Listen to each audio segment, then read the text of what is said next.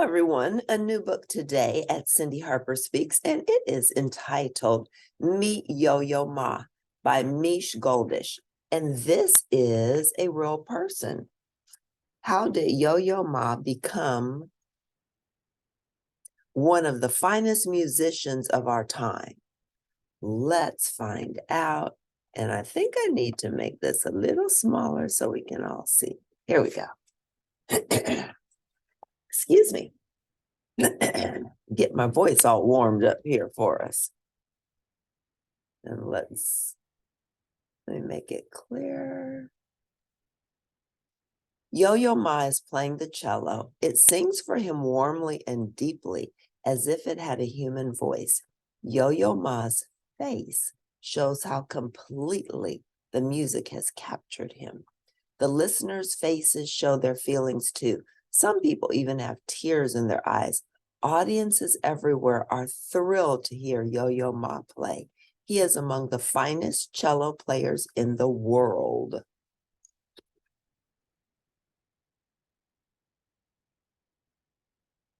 Paris, France. Like many great musicians, Yo-Yo Ma started playing as a young boy. He came from a musical family who lived in Paris, France. His father was a music teacher and composer. His mother was a singer. Both had left China to live in France years before Yo-Yo was born. Yo-Yo's older sister was learning to play the violin. Yo-Yo was only 4 years old. He tried the violin too, but he decided that he wanted a different stringed instrument, a bigger one. He wanted a cello. Yo-Yo needed help just to hold the cello. I had to sit up on 3 telephone books, and there was always trouble finding the right size chair, he later remembered.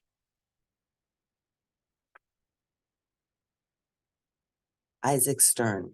Yo-Yo's father was his first teacher. Mr. Ma gave his son difficult music to play. It was written by the great composer Johann Sebastian Bach. Mr. Ma told Yo-Yo to learn just a little bit at a time. Every day, Yo-Yo learned a little more than the day before. By the time he was 5, Yo-Yo could play some of the Bach works by heart. He was already performing in concerts. A famous violinist, Isaac Stern, heard Yo-Yo play. Stern told people that Yo-Yo Ma's talent was extraordinary. Yo-Yo liked playing the cello. More importantly, he was starting to love great classical music. Right here in the parentheses, it always tells how to pronounce a name. And I think I pronounced it incorrectly. Johann Sebastian Bach. Johann Sebastian Bach. Growing up in New York City, when Yo-Yo was 7, the family left France to live in New York City. In New York, Yo-Yo's new music teacher saw that the young cellist was remarkably gifted. Yo-Yo performed on television when he was 8. He gave a concert at Carnegie Hall when he was 9. That same year, he entered the Juilliard School of Music. It is one of the finest music schools in the world. Yo-Yo was very small and shy. He had been taught to obey his parents quietly and without question. Now in the United States, his music teacher wanted him to show his feelings more. At school, he was supposed to speak up. American children were expected to ask lots of questions about everything. Yo-Yo Ma felt torn. How could he fit in with other American kids and still be a good son? Yo-Yo continued to study music. His cello playing began to change. It felt freer, more full of feeling. This is Carnegie Hall. A big decision. Yo-Yo Ma had been performing in public since early childhood. Then at the age of 17, he faced a choice. Should he try to earn a living as a performer, or should he get a college education? Yo-Yo Ma chose college. At Harvard University, Yo-Yo Ma studied more than music. He explored literature and history and other subjects.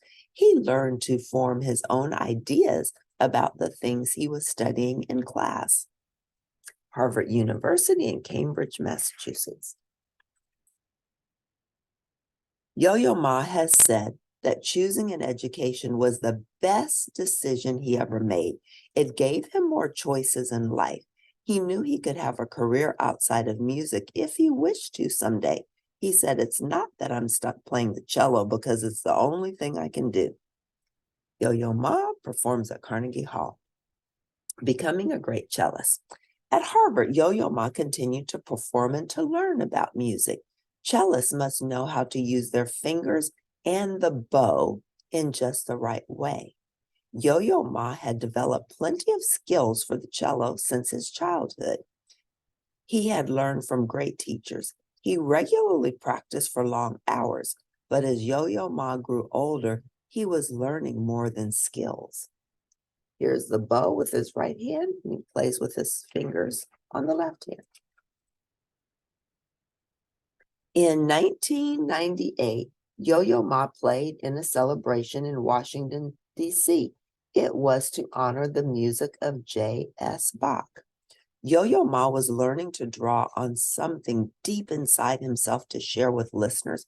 It was more than talent or skill. It was the special quality that made truly great musicians. He was learning how to make the cello come alive with feelings.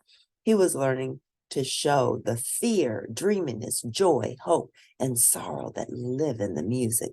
When your brain and heart are enraged, you can't go wrong, Yo-Yo Ma later said. And by the time Yo-Yo left Harvard, he seldom did go wrong. Overcoming trouble. Yo-Yo Ma married Jill Horner in 1978. His career was growing quickly now. He was being invited to give concerts all over the world. He traveled nearly every week of the year. When he wasn't performing, he was making recordings. He didn't get home as often as he had wanted, so it got harder and harder for him and Jill to see each other. But Yo-Yo's new busy life came to a sudden stop. When he was 25, Yo-Yo faced a serious health problem.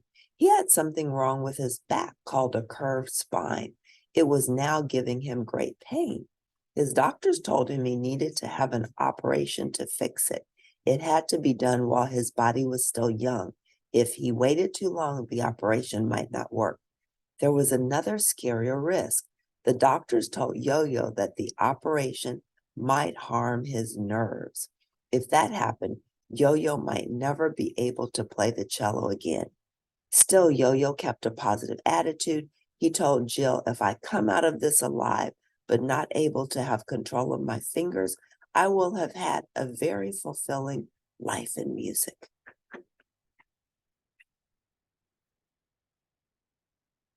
Yo-Yo went ahead with the operation. Fortunately, the operation was a complete success, and although Yo-Yo Ma's upper body was in a cast for 6 months, he still practiced the cello. He was determined that his life in music would go on. Once Yo-Yo had fully recovered, he got busier than ever. Yo-Yo Ma couldn't say no when someone asked for just one more concert in a city.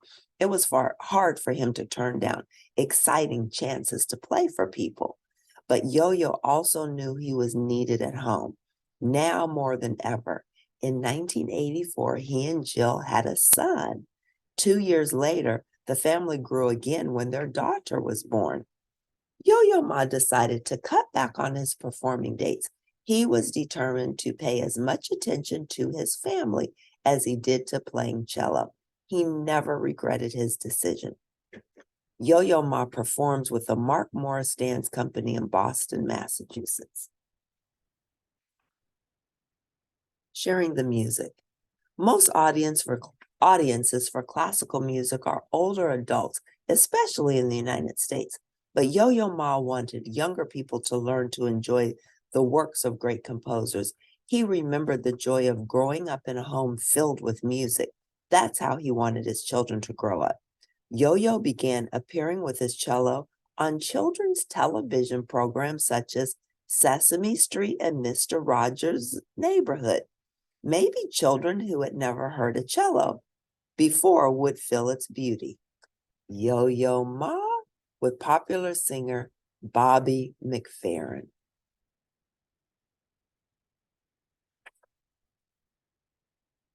Today, Yo-Yo Ma is a musical superstar. Sometimes famous musicians can start to think they are too important, but audiences can feel Yo-Yo Ma's basic warmth. His cheerfulness, patience, and good humor are easy to see when he's on stage. I am playing the music not to show off or prove anything, he has said. I want to share something of what the music means.